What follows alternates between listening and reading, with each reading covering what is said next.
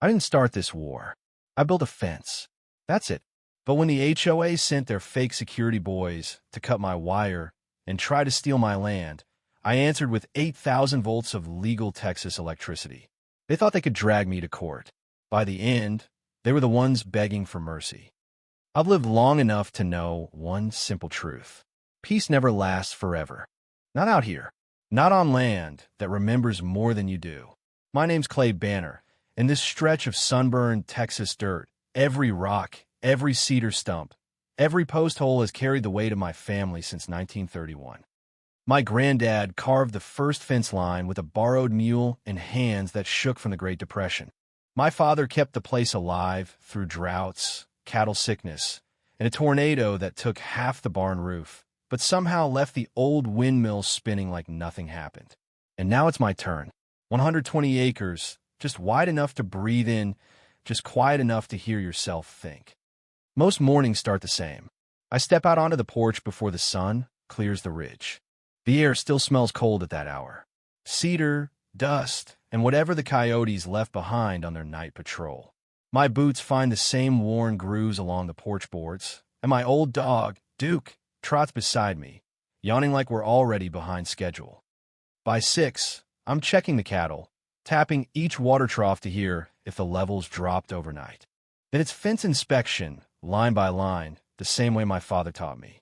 Not because I expect trouble, just because trouble finds you faster if you stop looking. For most of my life, that routine was enough to keep the world at the right distance. The town knew me, the sheriff knew me, and the neighbors, well, the real neighbors respected a man who worked his land and minded his business.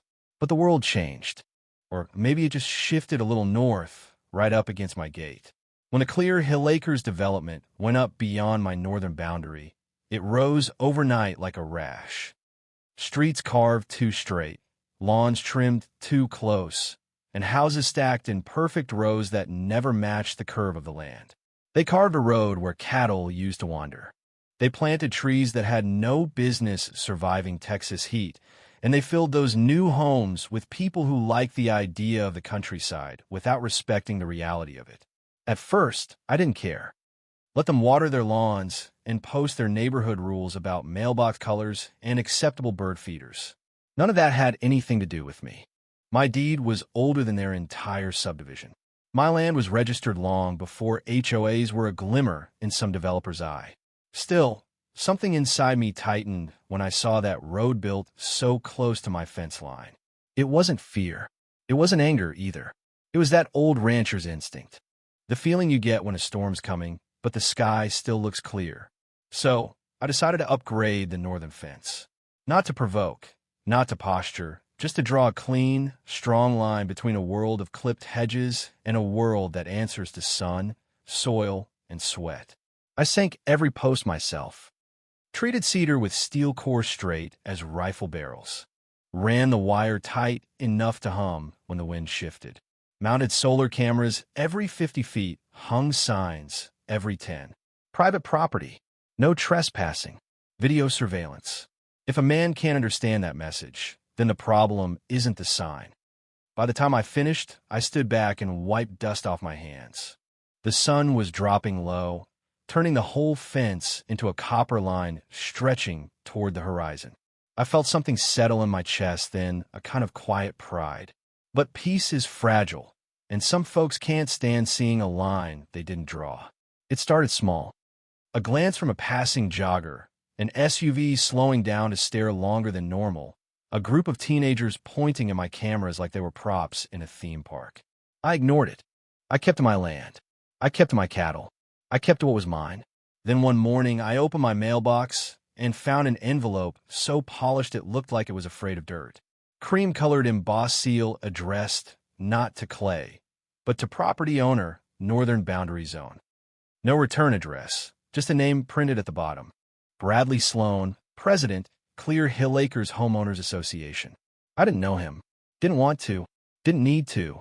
I stood there on my porch, holding that envelope, the wind tugging at the corner like it had something to say. And for the first time, I felt that storm I'd sensed weeks earlier begin to gather. Far off, quiet, but real. I opened the envelope, read the first line, and laughed out loud. A long, slow, disbelieving laugh.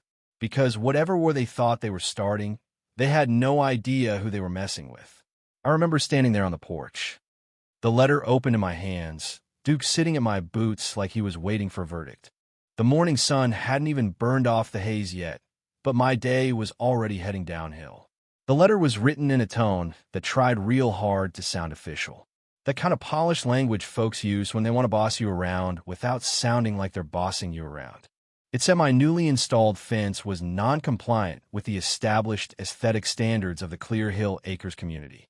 It went on to say, I was required to remove unauthorized visual obstructions within 30 days to preserve neighborhood harmony. Neighborhood harmony. That one got a snort out of me. There are a lot of ways to describe my land.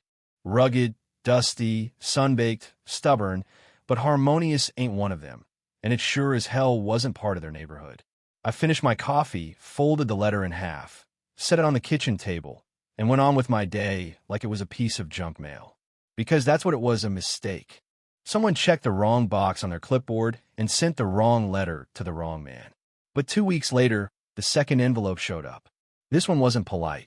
It wasn't even pretending. Bigger envelope, heavier paper, same glossy HOA seal stamped on the front like they were trying to make it look like a government document. I brought it inside, sat down at the table, and slid a pocket knife under the flap. Duke wandered over and laid his head on my knee like he could smell trouble coming before I even finished reading. Inside was a formal notice of continued violation. A whole packet of printed pages, paragraphs written like someone had swallowed a legal dictionary. It said my failure to respond constituted noncompliance. It said I was creating a public safety concern. It said the HOA was prepared to escalate matters. And tucked in the back, a small blurry satellite map with a thick red outline drawn around the northern edge of my property, as if it belonged to them. That part didn't make me laugh. I stared at that red line, then out of the window toward the ridge, and a slow warmth crept up the back of my neck. Not anger, not yet. Just that rancher sense again, the one that tells you something ain't right. So I wrote back. Not on some fancy stationery, not on printer paper, on a page torn out of a lined notebook. The kind kids use in middle school. I wrote in all caps, partly to annoy them, partly because it felt right. I told them my land wasn't part of Clear Hill Acres. Never had been, never would be. I attached a photocopy of my deed, my parcel registration, and the Histora boundary map that's been on file longer than every person in that HOA's life combined. Then I signed the bottom. Clay Banner, owner, independent as hell. God bless Texas. I folded it, slid it into a plain white envelope, and mailed it off. And for a week or two, things got quiet again. The kind of quiet that makes you think maybe, just maybe, common sense has prevailed. But trouble, real trouble, doesn't knock on your front door. It doesn't call ahead. It doesn't leave a voicemail. Sometimes it climbs your fence in broad daylight. Sometimes it carries bolt cutters. And sometimes it shows up wearing a polo shirt with a fake security badge stitched on the chest. But I didn't know that part yet, because back then, sitting at my kitchen table with the second letter folded beside my plate, I thought. The storm was fading. Turns out it was just gathering strength. It was a Thursday afternoon when the first motion alert buzzed on my phone. I remember because I was knee-deep in mud working on a stubborn water valve that had been leaking since spring. Duke barked once. Just one sharp, low sound, and looked north. I pulled off my gloves, swiped the phone, and the camera feed popped up. 2 men standing right at my fence line, HOA polos, tucked into khaki pants like they were going to job interview at a lawn care company. One was tall and skinny, the kind of man who looked like he'd blow over in a Texas windstorm. The other one, heavier set, red in the face, built like a man who had spent more time yelling than working. Both of them were holding clipboards. That alone told me everything I needed to know. There's a certain type of man who uses a clipboard like a badge. Like holding one gives him power he didn't earn. The skinny one was snapping pictures through the slats. Click, click, click like my fence was a crime scene. The bigger one traced his hand along the top rail like he owned it. Then I watched the moment everything shifted. The larger man placed one boot on the lower beam, grabbed the top of the fence, and started to climb. Didn't read the sign right in front of his face. Didn't care he was stepping on a private ranch land. Didn't even think to knock. Just climbed. Slow, deliberate, like a raccoon with a badge. I didn't shout, didn't run out there, didn't say a word. I just watched. Because one thing my grandfather taught me, and taught me hard, was this: never confront a fool before you collect your evidence. So I saved the video, tagged the file, moved it to a locked folder with a name no one but me would ever guess. About 10 minutes later, the two men climbed back down, scribbled something on their clipboards, and walked off toward the development road without a care in the world. You'd think that would have been the end of it. But a few days later, I found the first real sign that this wasn't just an overzealous HOA doing a drive-by inspection. I was checking the fence line after a windstorm, just walking slow, making sure nothing was down when I noticed it. The top wire cut clean, not frayed, not broken by weather cut. The clip was smooth, high, and done with a bolt cutter. You couldn't miss it. Somebody had leaned in under the no trespassing sign and snipped it like they were pruning a weed. I stood there a long moment, thumb hooked in my belt, staring at the orange tag post where I keep my boundary markers. My land doesn't give up signs easy, but when it does, you pay attention. I pulled up the camera feed again, scrolled back through the timeline, and there he was. Same man, same HOA polo, moving along the fence line like a possum with a purpose, glancing around, crouching, cutting. That did it. Laughing at a letter is one thing. Watching a grown man trespass onto your land with bolt cutters, that's something entirely different. So that evening, after feeding the steers, I called in my first police report. Officer Judson rolled down my driveway about 20 minutes later. His cruiser made that familiar crackling sound on gravel, the one I've heard since I was a boy. Judson's a good man. Helped me round up loose cattle once. Never asked for anything in return. He stepped out, stretched his back, leaned on the hood. "All right, Clay," he said. "Let's see what we've got." I handed him the printouts. He whistled low, long, and slow. "This is criminal trespass," he said. "And that right there," he pointed at the bolt cutter frame, "is property damage." I nodded. "I figured you'd say that." Judson adjusted his hat, looked north toward the new houses popping up on the ridge. "These HOA folks," he muttered. "They forget where the pavement ends." He wasn't wrong. And as I stood there under the last light of the evening, looking out across land my family had held since 1931, I felt something quiet settle in my chest. Not rage, not fear, resolve. Because now I knew something I hadn't known before. This wasn't a misunderstanding. This was a test. And they were about to learn they'd picked the wrong fence to mess with. The kind where the air hangs still, the cicadas go silent, and the moon looks like someone shaved a sliver off the edge. I had just finished locking up the barn when the first motion alert buzzed on my phone. 12:47 a.m. Duke's ears perked before I even pulled the screen up. Camera 6, north fence, infrared mode. A lone figure moved along the boundary, slow, crouched, careful, hood up, backpack slung tight, every step deliberate like he'd walked this fence before. And in his hand, even through grainy night vision, I knew that shape. Bolt cutters. I froze the feed. Zoomed in, my jaw clenched. Same build, same shoes, same walk, same HOA patrol guy from the daylight trespass. Except tonight, he thought he was clever. Hoodie instead of polo, scarf instead of badge. But fools don't get smarter at midnight. They just get bolder. I unpaused, watch him reach up, line up the cutters, and squeeze. Snap. Clean cut. But the thing he didn't know, the thing I'd been waiting for, was that I'd replaced that very section 2 days earlier with a dummy wire hook to a tiny die pack. Not harmful, not dangerous, just messy. And right as he leaned through the gap, pop, a sharp little burst of pressure. The camera caught the cloud perfectly. A bright, ridiculous explosion of neon orange dye splattering across his sweatshirt, face, and backpack like a paint factory sneezed on him. He stumbled backward, waving his arms, slipping in the dirt, cussing loud enough for the microphone to pick up half the words and imply the other half. Then he ran fast like a man who suddenly realized he was about to have a real bad morning.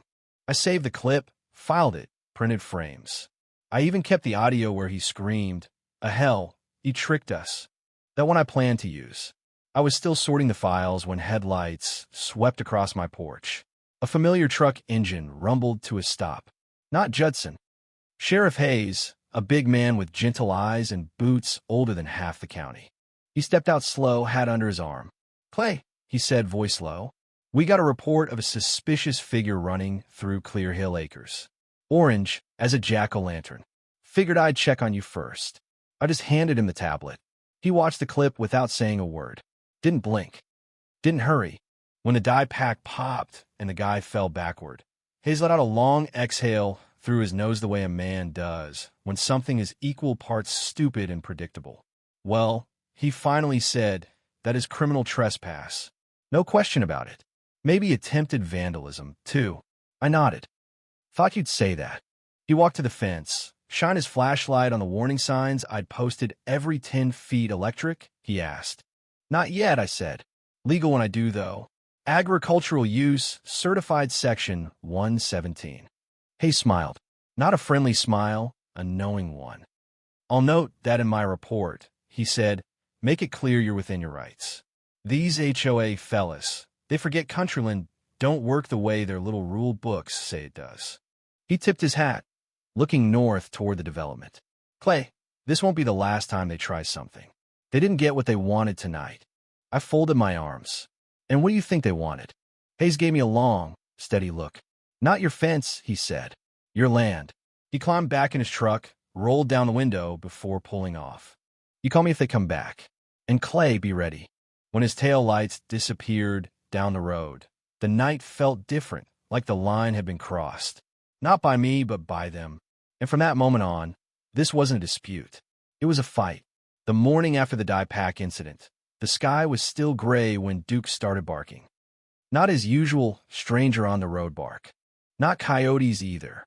This was the sharp, short warning bark he only used when something fell off. I stepped onto the porch with my coffee, and that's when I saw it. A black SUV rolling slowed down my driveway. Not the sheriff, not a neighbor, too clean, too polished, too out of place on gravel. The SUV stopped, and out stepped a man who looked like he ironed his posture every morning. Pressed slacks, leather shoes, hair combed with mathematical precision. He carried a leather folio, the kind city men use when they want to pretend they're important. He looked around my ranch like he was measuring it for a sale. Then he forced a smile. "Mr. Banner," he said, extending a hand I didn't take. "Bradley Sloan, president of Clear Hill Acres Homeowners Association." So, the man finally had a face. He wasn't tall. He wasn't strong. But he radiated that certain type of confidence, the kind built on paperwork and signatures, not soil and sweat. "What can I do for you?" I asked. He took off his sunglasses, and that smile got thinner.